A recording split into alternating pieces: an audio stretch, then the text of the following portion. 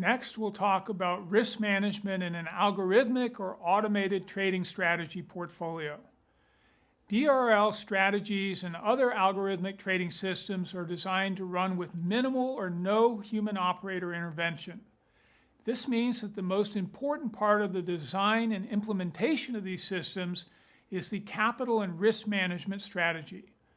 In most firms, risk management is divided into strategy-level decisions and portfolio-level guidelines. We talked before about using different types of stop losses in a trading strategy. Stop losses put a limit on the downside risk you have in a trader strategy. They can be static, which means your downside risk is fixed. They can also be dynamic or variable, where you reduce your downside risk by tightening your stop loss when a trade has made an unrealized profit. Recall that tightening a stop loss means moving the stop loss price closer to the current market price. This reduces your potential loss from the trade. We also talked about using different metrics to predict the profitability of a trade or strategy. These included win-loss percentage and average win and loss. These metrics are your estimate of what percent of your trades will be profited out versus stopped out, and what will be the average gain or loss on these trades. You should design the reward system of your RL algorithm so that it will optimize the stop loss levels and profit targets to maximize your return on a strategy. One metric that the RL algo must optimize is the average trade completion time. If the profit targets are too big, or the stop loss levels are set too far above or below the trade entry price, which would increase the downside risk of each trade, then it may take too long for the trade to profit out or stop out. The maximum time to complete may be mandated by a day trading only policy or other considerations. Trade completion time is also constrained by the opportunity cost of tying up trading capital for long periods of time, which leads to fewer trades being made and a lower annualized return on trading capital. The RL reward design must take these factors into consideration.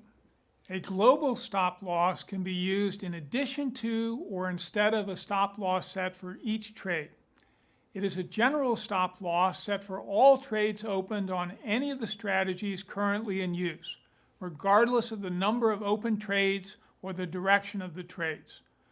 When the aggregate P&L of all open trades reaches a specified negative amount, which is usually a percentage of the trading capital ranging from 1% to 10%, the global stop loss level is touched and all trades are closed out or hedged to protect against large losses. Using a global stop loss is a key factor in ensuring the survival of a trading firm.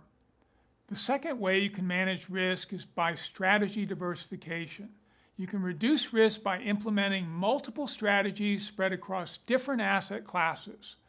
You can also reduce risk by using the same strategy on different assets within each class. If you trade pairs of assets, you can diversify your risk by using a variety of methods to choose pairs, such as principal components analysis, fundamentals, or momentum. You can also trade multiple pairs within each asset class and trade multiple asset classes. The objective here is to have trading revenue streams from a number of different and uncorrelated sources. Next, we'll talk about optimizing risk management by combining uncorrelated revenue streams in a trading portfolio. A trading asset is a combination of a particular strategy applied to an asset to generate a revenue stream. The amount of risk reduction from holding a portfolio of trading assets will depend on the level of correlation between trading assets and also the number of unique trading assets that are held in the portfolio. This is similar to the diversification benefit that an investment portfolio manager obtains by holding several assets in multiple asset classes, such as holding a diversified portfolio of stocks and bonds.